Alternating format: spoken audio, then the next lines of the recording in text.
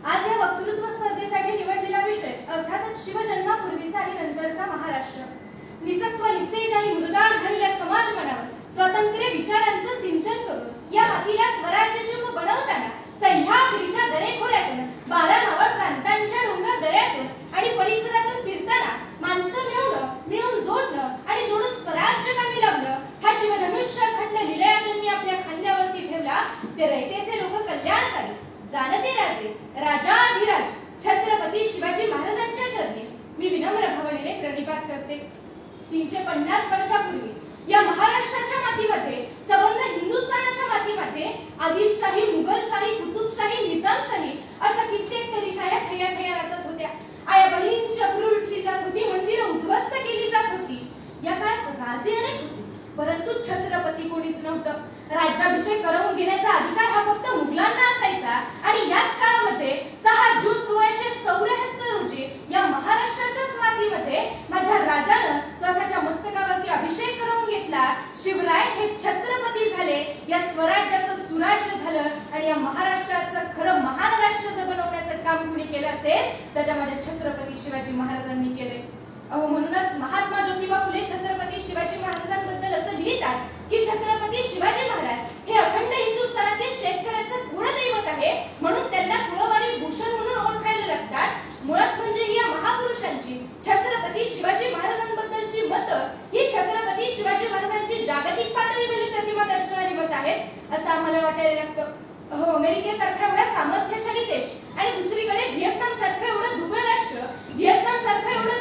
अमेरिकेसारख्या एवढ्या सामर्थ्यशाली देशाला तब्बल 6 वर्ष झुंजवत ठेवतं आणि नंतर त्यावर विजय प्रस्थापित करतं. त्यावेळी व्हिएतनामच्या राष्ट्राध्यक्षांना प्रश्न विचारला जातो की तुम्ही कुठल्या बळावर अमेरिकेला हरवलं आणि नंतर त्या राष्ट्राध्यक्षांचं असं उत्तर असतं की ज्यावेळी युद्ध पेटलं होतं ना त्यावेळी आम्हाला देखील वाटलं होतं की आमचा पराभव होईल परंतु युद्ध पेटलेलं असताना एका राजाचं चरित्र असलं आणि त्या चरित्राचा आदर्श आम्ही घेतला ज्यावेळी राजाचं नाव होतं छत्रपती शिवाजी महाराज.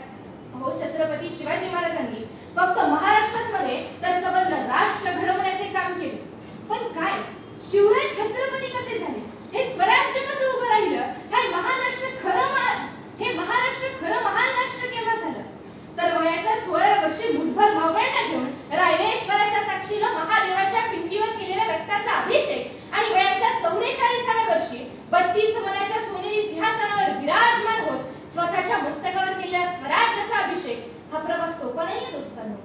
यासाठी तानाजी, बाजी, येसाजी, मुरारबाजी यांसारख्या सबंकड्यांचं रक्त उघड्या डोळ्यांनी पाहणं आणि हेच रक्त सांडून मिळवलेले किल्ले जडहंत करणं आणि मिर्झाराजे जयसिंगाच्या अधीन करणं हे सुद्धा सोपं नाहीये दोस्तांनो.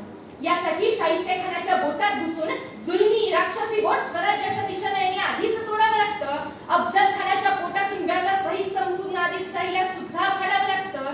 संसार नावाच्या पन्हाळगडातून स्वतःची सुटका करावी लागते. संकट नावाच्या अग्राच्या बादशहाच्या हातात पुरी देऊन निसटावं लागतं.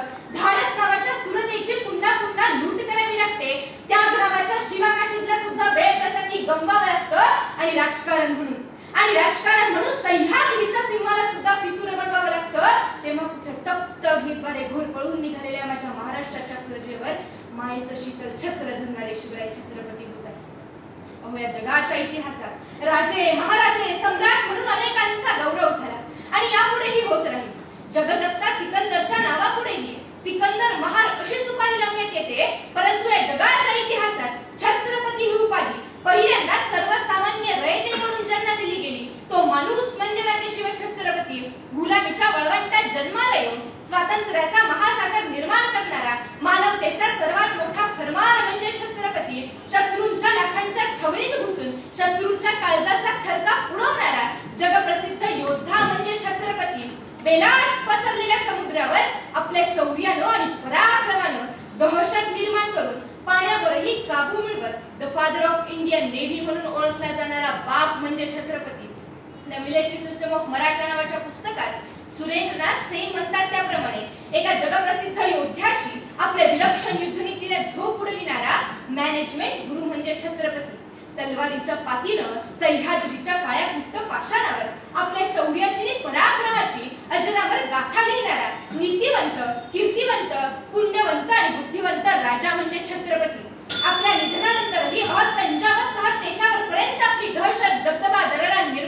आलं भगवं वादळ म्हणजे छत्रपती. आणि या 400 वर्षांनी मराठी मनामध्ये तत्वांची पेरणी करून जिवंत राहणारा विश्वव्यापी विचार म्हणजे छत्रपती.